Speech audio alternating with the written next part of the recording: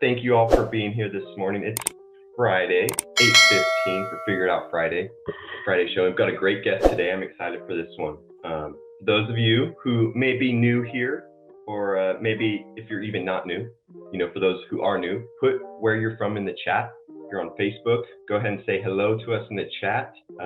We like to know where people are coming from, and there's a lot of people that have made a lot of great connections on this call. So we appreciate you guys.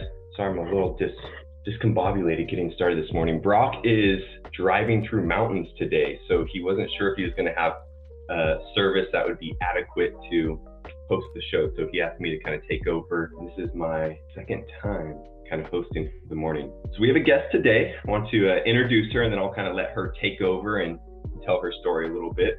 But this is Natasha, and I was reading her bio earlier. It got sent to me from one of the people that help out Brock, and I will let her tell her story. I'm not going to get into it here, but what I took away is that she's a coach and a trainer. She helps people, but like a lot of people in that space, the coach and the training space, and you can correct me if I'm wrong, Natasha, but it seems like what happened was you got into an industry.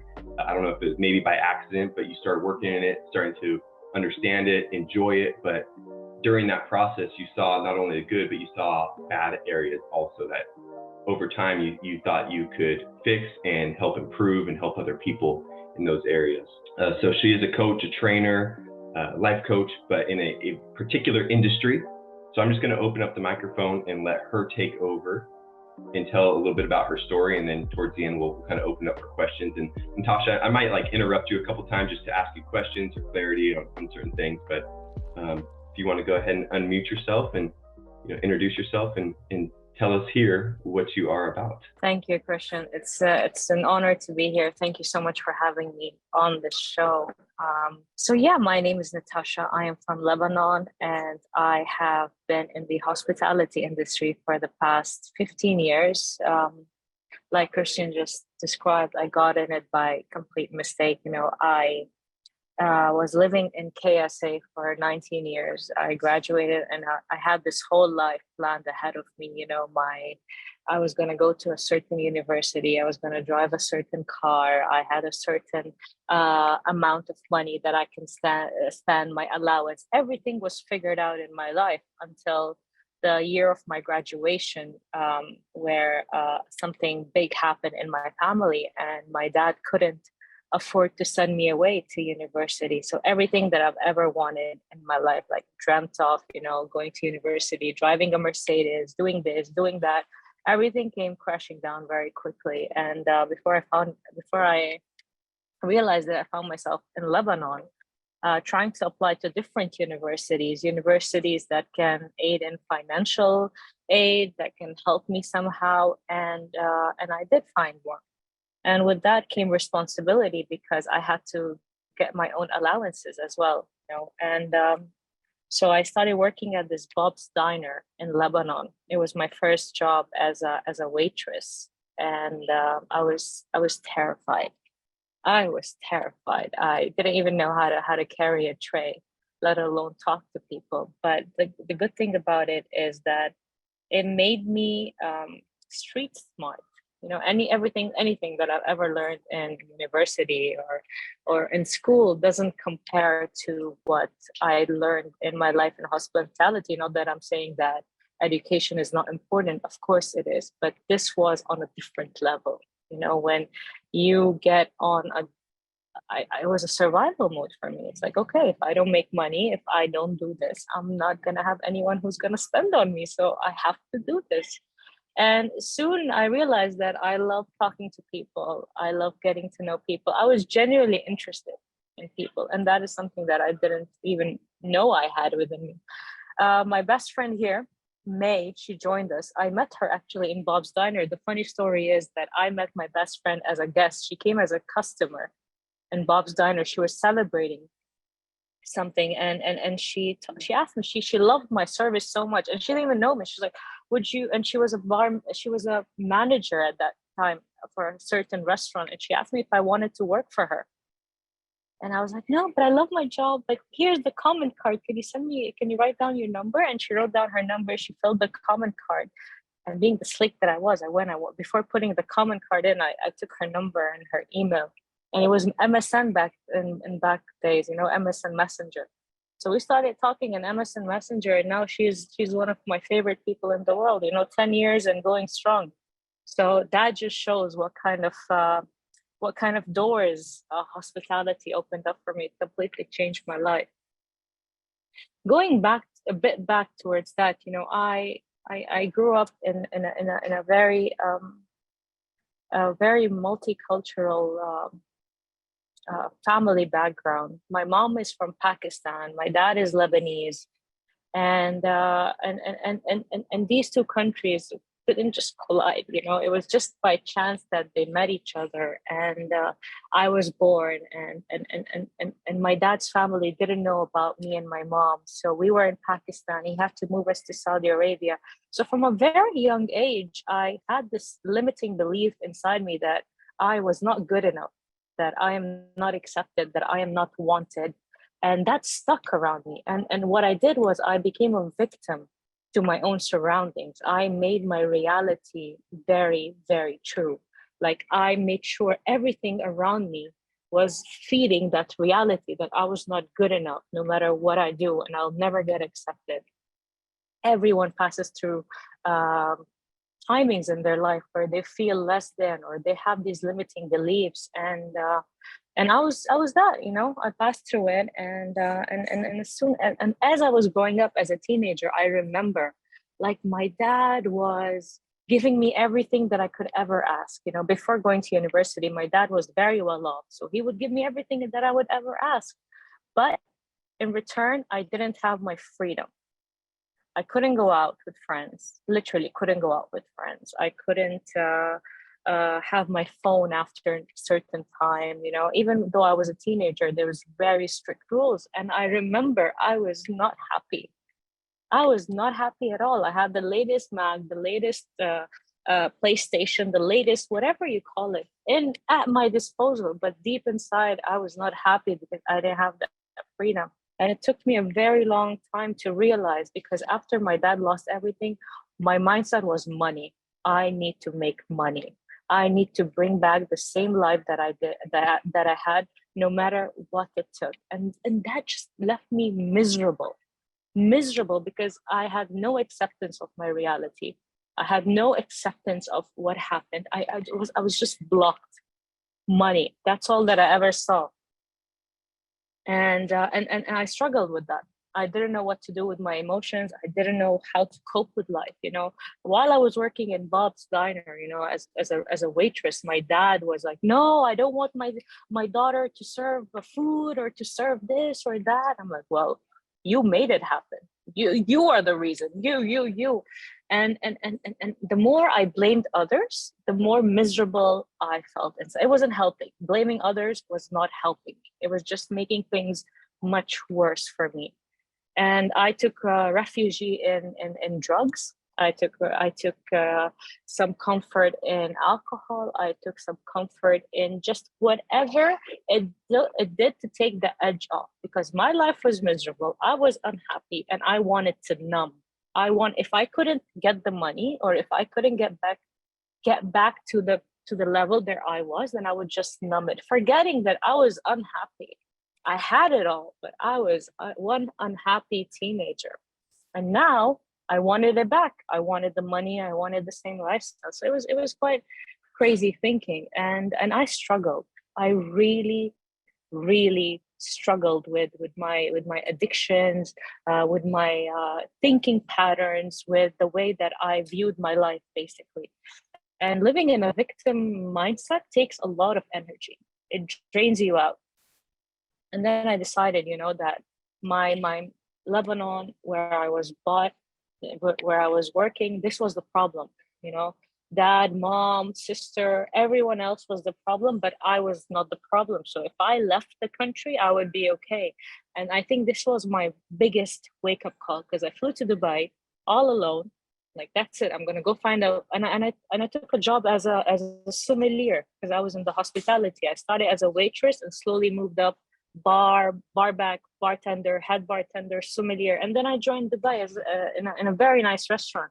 as a sommelier. And I thought that my problems will go away, that I'll start feeling better about life, but it didn't happen. I started drinking more. I started blacking out more. I started doing all sorts of things that I was not very proud of. And there I was like, what? What's happening? I thought these people were the problem. Why am I still miserable? Why am I still not happy? And something happened along the way, you know. I remember getting my last job right now, where I'm the training manager, global training manager, and I decided that I cannot go on like that. I cannot go on living. I was very alone, felt very isolated. I felt misunderstood. Um, I basically let everyone go. Anyone who ever tried to come close to me, I would just have this distance, this invisible wall around me, because I believed that they would disappoint me or they would hurt me just the way that my dad did, you know? And they're like, nope, don't come close. As soon as someone would try, the wall would come up and it was a crazy, crazy time. And that was 4 years ago. That was not very far away, you know. I came to Dubai 5 years ago. I got my act together a year after being in Dubai, because life was really becoming hard. And I was like, that's it. That's it. I cannot go, I cannot continue like that. And then I decided to get sober, you know, I decided to straighten my life. And because I really missed being a good person. Not that I was a bad person, but I just missed being that the Natasha that was before all of this happened. So and it was not easy, because I was working with wine and alcohol. Like, this was my job. This is what I was paid for, literally.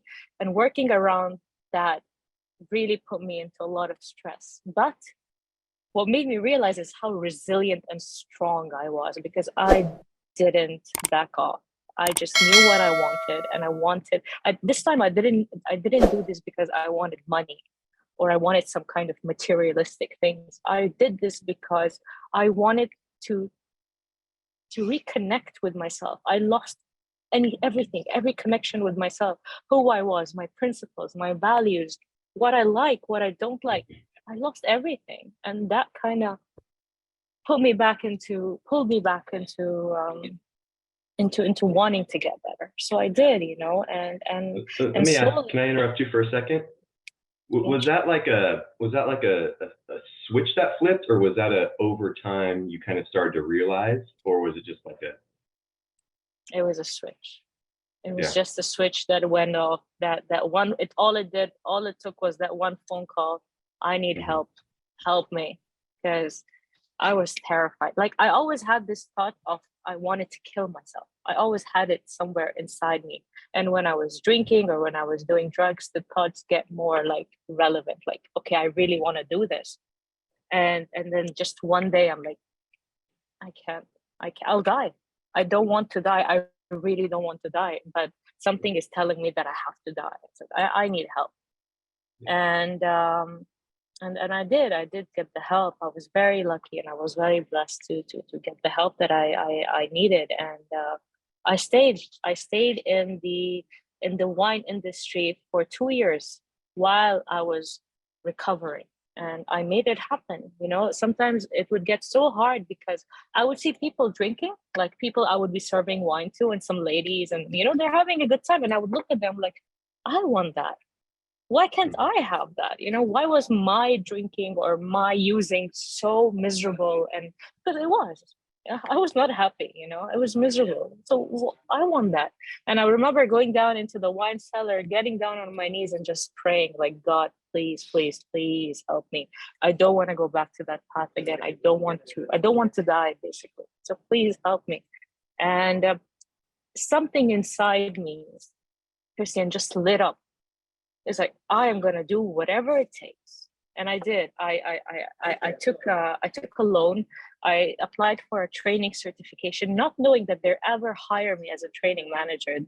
It was not even, there was no even a department created for that. We had nothing as training.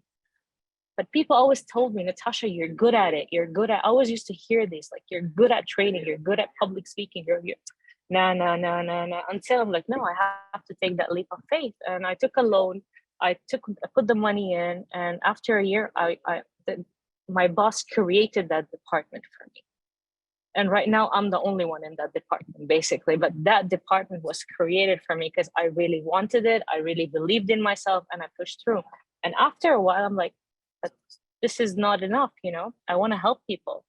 I want to reach out and really help and make a difference in people's life. And this is where life coaching came in. And this is how NLP comes in. And this is why how hypnosis came. Everything just came.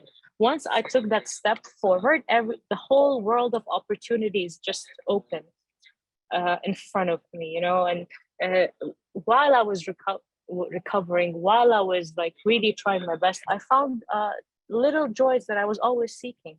Everything that I was seeking outside, I found inside of me because I let that light in. I let that faith in. You know, now I have a great life. I have a loving partner who adores me. You know, I have my friends. I eliminated all the people with just the background noise because I believe quantity matters. You know, I need to be around big groups. I need to be around people. But that was all just in the head. You know, this was my reality that I've created. That if I am around big groups, if I have people around me, that means that I am important. My worth was on the quantity, never on the quantity. Now it's about the quality of relationships that I have. And I have amazing people in my life that, yeah, so truly mind blowing. So yeah, this is basically how it all started. You know, it's still an ongoing process. I'm still um, realizing and discovering so much more about myself. Like before, I didn't used to believe in past lives, and here I am trying to understand what past life, the past regression, hypnosis, everything. Like there's a whole new world out there that I am not. I don't know what I don't know, and I have come to truly accept that. You know, because I used to think that I know what I know and this is my world. But that's not true. That's the world that I wanted to create. Now the ego is on the side and I'm just open to everything. Because have I not opened up myself and asked for help, I wouldn't be here today. So what makes me stop and say, no, that's it. I got the help that I needed. And this, why should we limit ourselves? And today I have that choice. What I have today is a choice of creating the life that I want, seeking the things that makes me happy. I no longer have to rely on outside for whether I'm in a bad mood or something bad happened or anything. Before it's like, okay, I need something to numb it. Anything would do. I need to numb this. Now I don't feel that. Like, okay, I feel this way. Let me see what I can do. Let me see if I can ask for help. Let me see if I can be of help to somebody else. So my thinking has completely shifted. Right. And what was causing me pain was not my body, because our bodies don't feel pain. It's our thinking. When we live in our thinking, this is when we create pain for ourselves. And I was constantly thinking and very like in painful situations. I was always living in the past. Look what my dad did to me. Look what this did to me, and never truly enjoyed the present. I lost a lot of my life, you know, living that way. And now I finally have that choice to know I no longer want to do that. Yeah. Yeah, you know, I've noticed that too. It seems like, especially when we're talking substance abuse, alcohol, drugs, it's a lot of, like you said, it's trying to escape those feelings, those emotions. But I was listening to this guy recently who was talking about how those are very important. Like if you're feeling depressed, if you're feeling sad, it's for a reason. Like it's a signal that, hey, this is something that's not working. And he used an example that is very basic, but he used like the aspirin, ibuprofen. Like people get minor headaches and they sit there and it's like easier to just take an aspirin instead of saying, why do I have a headache? Have I not slept enough? Have I not drank enough water? Like what is going on here? But it's that quick, easy fix that just kind of masks maybe what's going on. And the same thing happens with emotions and feelings that people have. And then, you know, I'm sure you experienced this. You know, I did. Similar situation to you is just like, over time you just keep masking that, it doesn't help anything. It just kind of bubbles and grows and unfortunately, the further along you get in life and the more you do that, the more you kind of cause more problems for yourself by doing that. So Yeah. with that being said, just kind of transition. I wasn't really sure based on the bio I read from you. Are you primarily, when you're helping people and coaching people, are you primarily helping people in the restaurant, the service industry, or are you kind of opened up to everybody? And how does that look now with what you're doing? So for now, it's helping people in the hospitality industry, basically the hospitality leaders, because I have been in the hospitality industry for 15 years, and it can get quite a dark place if you're not looking after your mental health. And it's easy not to look at this mental health because we are focused on pleasing our customers, our guests, pleasing our boss, working long hours. And when I say long hours, I mean you work 16 hours easily every day. That's like a normal working day in the hospitality sector here in Dubai and in the Middle East. And what I wanted to provide was a way to eliminate that self-limiting belief that I have to put in more, that I have to do more. It's not about because when I was in the hospitality, I am in the hospitality industry. When I was going through some things, they would go like meditate for 5 or 6 minutes and you'll feel better, or go for a run. No one wants to meditate after a long hour of 16 hours of long shift. No one wants to go for a short run after 16 hours of I didn't want that. And it just made me even worse because I knew I couldn't do that. And when you're on your days off, you're so tired, you're recovering from these 16-hour shifts that you don't feel like doing anything. So my approach as a hospitality coach is personalized on this lifestyle, what they can fit in, what they can do within this lifestyle. It's a way of giving back to the community where I was basically raised. Yeah. Yeah, that's very interesting. One thing you said kind of early on that really stuck out to me too is you were talking about going to college and how you had that kind of that path laid out for yourself in your head, and obviously the big divergence in what actually came to be reality. But you mentioned kind of the difference and understanding, like, learning people and the difference between book smarts and what I've heard termed emotional intelligence. It's understanding people, it's learning how to read people. And, I think that's something that's very under not understood well enough, especially, I don't know about over there, but here in the West, it's like not necessarily looked down upon, but it's not like studied, and people aren't taught how to have that emotional intelligence. And that's something that's really good about working in those industries, is you have to learn how to read people if you want to be successful.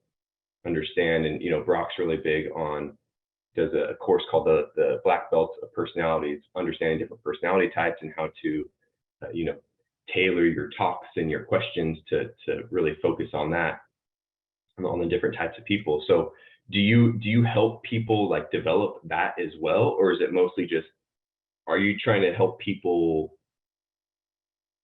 I don't know if this is the right word, but like decompress from their days and maybe get to a point where they don't need to decompress as much, to where their days aren't as mostly draining on them? It's a very good question. Actually, I give workshops on emotional intelligence. It's my favorite topic here, especially if you work, like you said, in the hospitality industry. Not only do you have to learn how to respond and deal with others, but you also have to become self-aware of where this is all stemming from. So I do provide emotional intelligence workshops and emotional intelligence classes. I do executive coaching one-on-one. I do group coaching, which is gather 4 to 5 people in one group and coach them. I do sessions like workshops, whether it's emotional intelligence, effective communication, leadership, because all of this really contributes to the hospitality industry. And yeah, it is hard. It does make you street smart, because it, you don't get talked badly when you're in university and you're studying in a book. People don't talk down to you in a way like, get me my table now, or you come here, do this. You don't get talked like that. But in the hospitality industry, you have much more of a target. And I was being talked like that when I used to work in diners. Of course, now I work in a very high end a restaurant where usually we don't get that kind of clientele, but you do have it. That's the real world. People come, some people, they come to restaurants just to feel special, just to feed their ego, not for the service, not for the food, because they want that recognition. And you have to give it to them because customers are always right. And that can affect you on a very deep level. I already had self-worth problems, but if you work in this industry and you see that, you start developing these. Yeah. You started feeling you're not good enough. You start seeing families. It happened to me on weekday when I was a waitress, and I would see families with on Sundays, big family gathering, kids, everyone around. I would be serving them, and I would be having tears down my eyes. Like, why me? Why do I have to serve? I was 19 years old back then. Like, why do I have to serve? And that destroyed me. But that's my own, that's my weight to carry, right? I did this to myself. Again, it's the way that I viewed myself, and living with that victim mindset, like, oh, poor me, I'm working, the family is there, I don't have a family. Literally, it messed me up on so many levels. But this taught me, and this makes me equipped on helping others, because I can understand where they're coming from. Understanding and empathy is very, very important when you're trying to build rapport with your clients. You have to understand where they're coming from. I cannot help someone who works in an NGO, for example. Why? Because I have not been in their shoes. I would try to understand, but I would not truly understand where they are coming from. But with hospitality, it's my domain. I've been a waitress, I've been a bartender, I've been a sommelier, I've been a manager, I've been a global training manager, I've been around. So it's easier for me to put myself in other people's shoes.